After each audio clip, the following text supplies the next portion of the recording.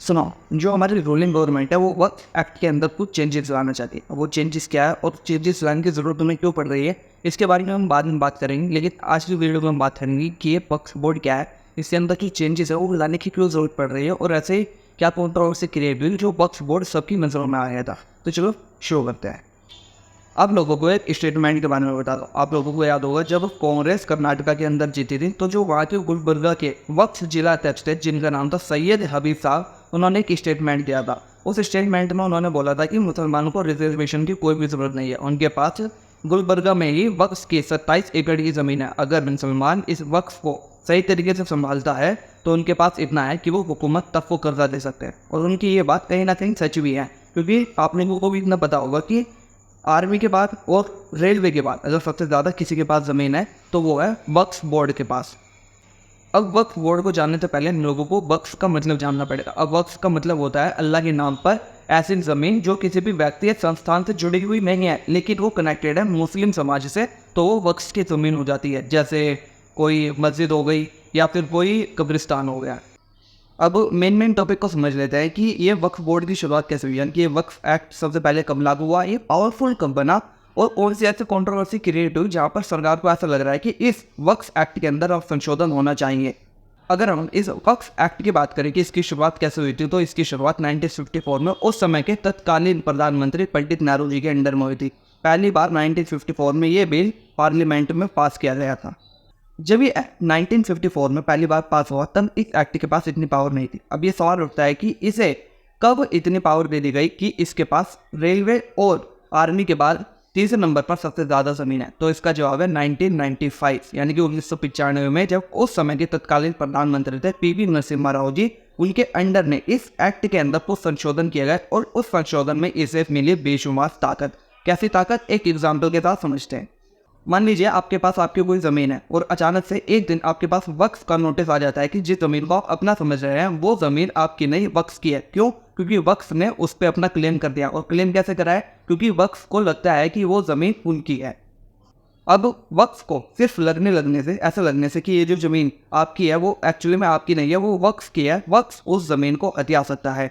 अब वक्फ एक्ट 1995 के आर्टिकल 40 के अनुसार ये चीज़ आपको प्रूफ करनी है कि ये जो ज़मीन जिस पर वक्फ ने अपना क्लेम ठोका है ये वक्फ की नहीं, आपकी है।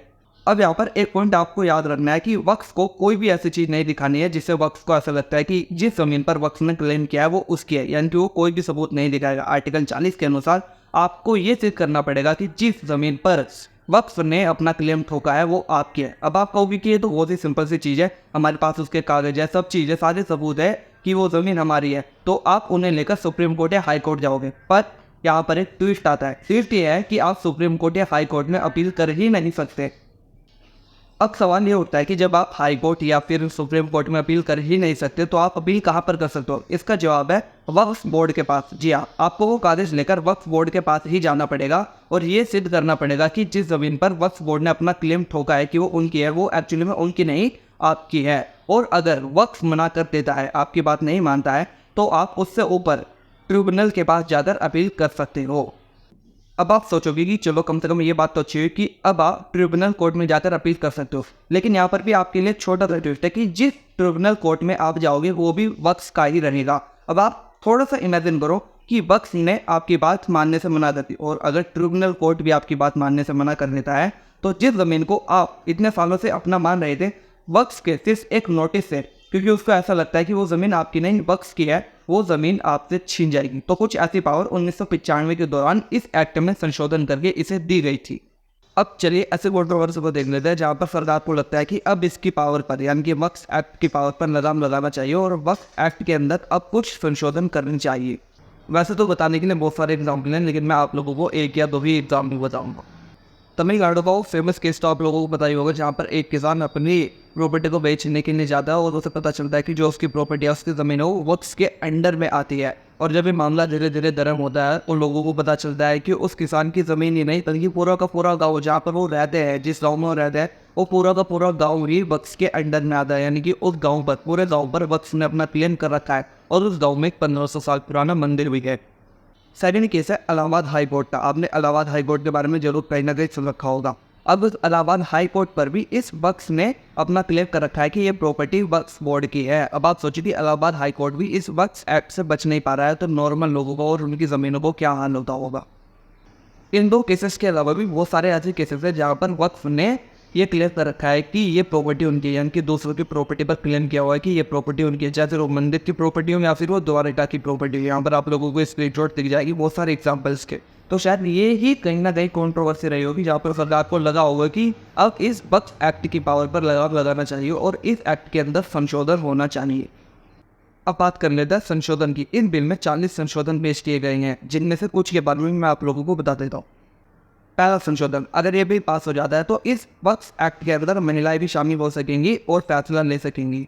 दूसरा संशोधन है रिप्रेजेंटेशन। अगर ये बिल पास हो जाता है तो वक्फ एक्ट के अंदर मुस्लिम समाज के अन्य वर्ग जैसे कि शिया, बोरा, आगा खानी, ये लोग भी वक्फ एक्ट के अंदर रिप्रेजेंटेशन कर सकेंगे, मतलब कि वक्फ एक्ट को रिप्रेजेंट कर सकेंगे।